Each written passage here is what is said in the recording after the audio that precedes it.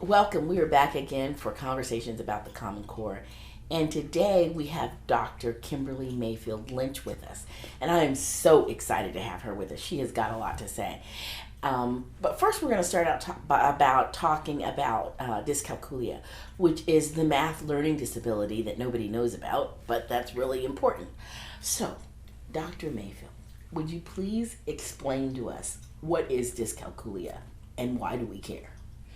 Well, most people know about dyslexia, that it's students who are having difficulty with language and language-based issues like expressive language and receptive language, seeing language on the page.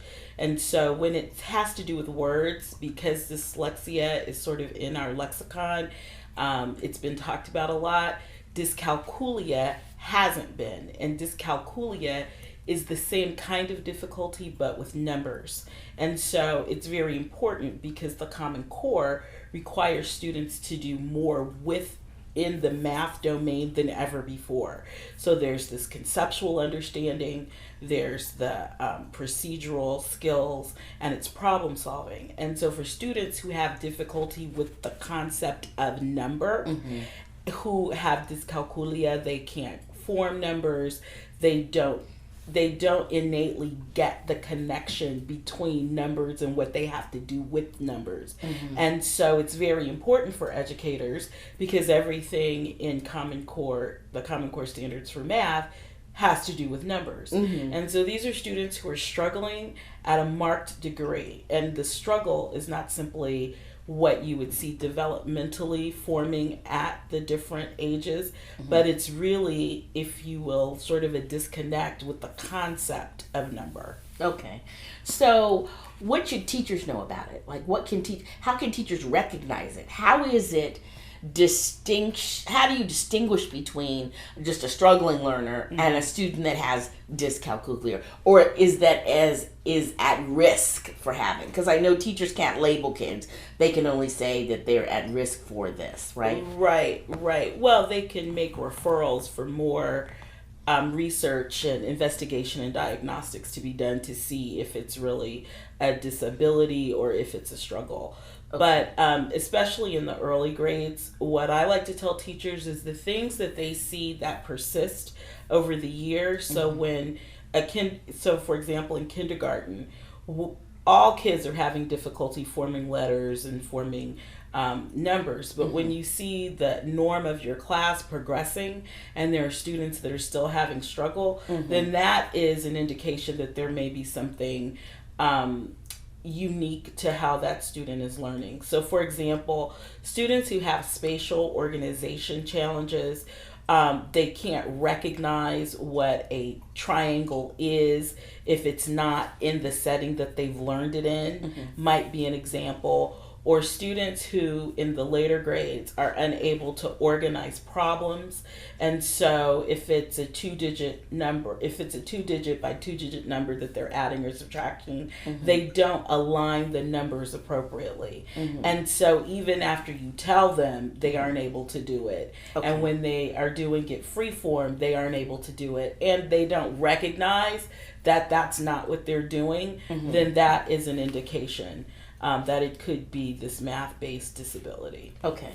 Why do you think more people don't talk about it, or that it's not made its way into kind of mainstream educational discourse? I think because our focus for so long, at least for the last 20 years of the 20th century, had been focused on reading, that the pendulum to math hadn't swung yet. And so now that we're seeing that the pendulum was so heavily in reading and we focused on reading so much, we weren't focusing on math. And now that things are more math focused, we see gaps in math now because we had not been paying attention to it in education at the same rate as we had been focused on reading.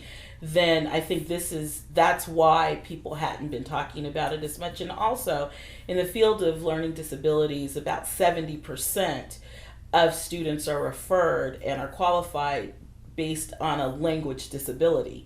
And so language is so prominent that we don't necessarily think about what's happening with the mathematical side and the mathematical reasoning. And so I think that's a reason. I think it has an opportunity to be highlighted now because we have such a focus in the STEM areas. And so with that focus on getting students up to speed, we'll be able to see the students who don't have the foundation and then be able to have discussions regarding whether it is that they don't have the foundation because they haven't been taught, or is there something that is preventing them sort of organically from having the foundation? And if that's the case, then it's going to lend itself to being evaluated to see if it's a math-based disability or dyscalculia. I think what you just said is really interesting about it being language, that people get referred, the children get referred for language. Right. Because there's so much language now in the Common Core State Standard. Exactly. And so I think that that's something that people really should be on the lookout for. Could you talk about that a little bit? Like in the standards, kids have to reason out loud publicly. They have to reason on paper. They have to be able to read the arguments of others and then refute those arguments in writing. Right. Like how does a child that has dyscalculia kind of sit in that situation? What are some things that teachers need to look out for? And then I do want to talk about how do teachers scaffold? Well, in terms of identification, the students who are unable to generate the language and give you the math content, then that could be a signal. I mean, if the student has not been identified, then you're really looking at, is it the math that they don't get, or is it the languaging of the math that they don't get? And if it's just the math, then there could be the dyscalculia at work. But they could have a learning disability and it not be math based. But if they have a learning disability at all, then part of that could be in how they communicate.